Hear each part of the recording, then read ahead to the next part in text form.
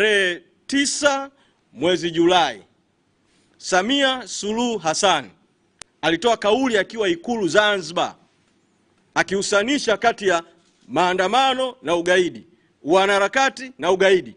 Alafu siku chache baadaye kasi ya kamata na kubambikizia kesi za ugaidi ikaongezeka sana.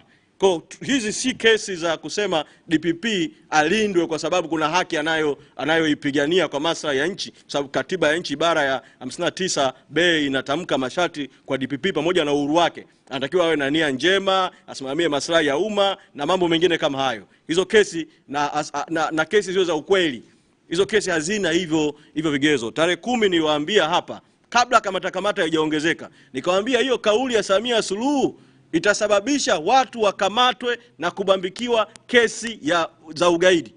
Na ndicho kilichotokea. Kwa ni mfumo mzima. DPP tunamsema Mwakitalu kwa sababu tu ndio ameshikilia mikoba kwa katiba na sheria ya kupeleka mashauri mahakamani.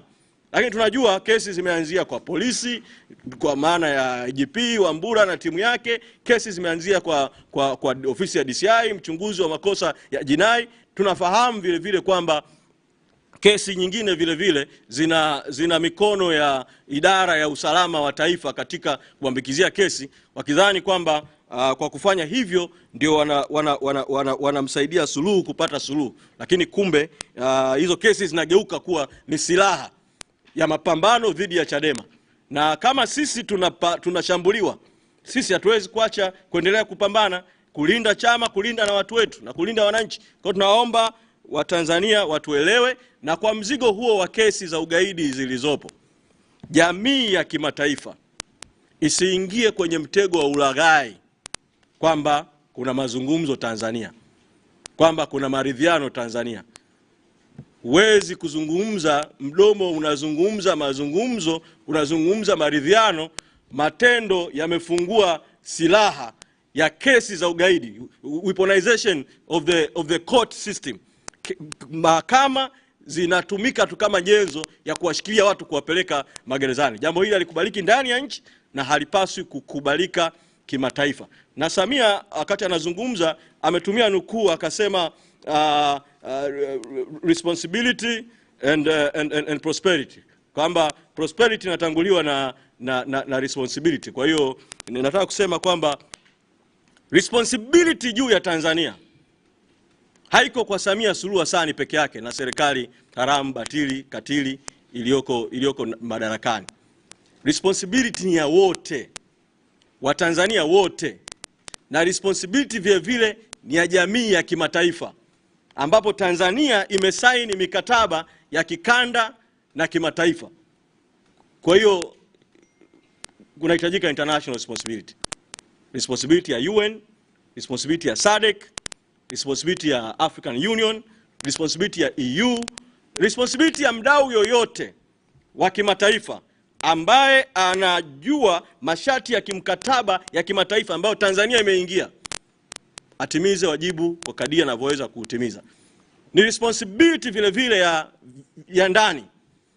Kwa mwelekeo huo uliotoka mpaka sasa, Samia Suluhu Hassan hawezi kuachiwa kwamba ndio akabeba jambo la mazungumzo ya maridhiano, kwa sababu tayari formula inakosewa. Tayari ameshatamka kwamba kwanza anaendelea kuitambua tume ya Chande. Pili, amesema karibuni atateua wajumbe wa tume ya Jilila, ile tume ya uchunguzi wa jinai, tume ambayo inajengea kwenye ripoti ya Chande ambayo tayari imeshakosewa, tume ambayo inatuhuma ya kwamba inaundwa kutaka kuwalenga watu, kuilenga Chadema, kumlenga Lissu. Sasa yeye amefunga masikio, anaendelea na tume ya Lila. Wakati huo anasema amebadili kidogo msimamo, ambalo ni jambo unaweza ukaliona amesogea kidogo kutoka katika kauli aliyoitoa mwezi Aprili, ambapo alikuwa amesema tume zitakuwa 4: tume ya Chande, baada ya hapo tume ya jinai, baada ya hapo tume ya maridhiano, baada ya hapo tume ya katiba. Sasa amesema kwamba kutaundwa tume ya maridhiano itakayohusika na katiba. Kwa ukisikiliza kijuujuu unaweza kudhani sasa mchakato wa katiba unaanza. Lakini haya yanatolewa wakati Lissu yuko gerezani. Na Lissu ni kiunganishi cha Watanzania wengi sana.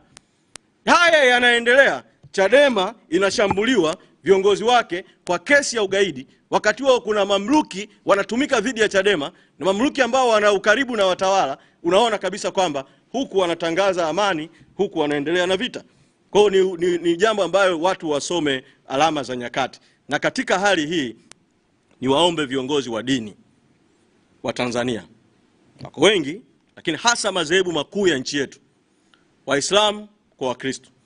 Kwanza kile alichokisema Samia Suluhu wakati anapokea ripoti ya Chande mwezi Aprili, kwamba kwa hali iliyotokea mwaka 2025 na hali ya nchi yetu, nchi inahitaji uponyaji, nchi inahitaji maombi ya taifa ya uponyaji, na akanukuu aya za Qurani na Biblia. Lakini toka wakati akijafanyika, ni wajibu sasa wa viongozi wa dini, Waislamu kwa Wakristo, kukaa pamoja, kwa sababu hawa walioko hawawezi, hawana uwezo huo, hawana uadilifu huo, hawana kukubalika huko. Wakae, watafute namna, tuombe toba ya nchi yetu, tuombe uponyaji wa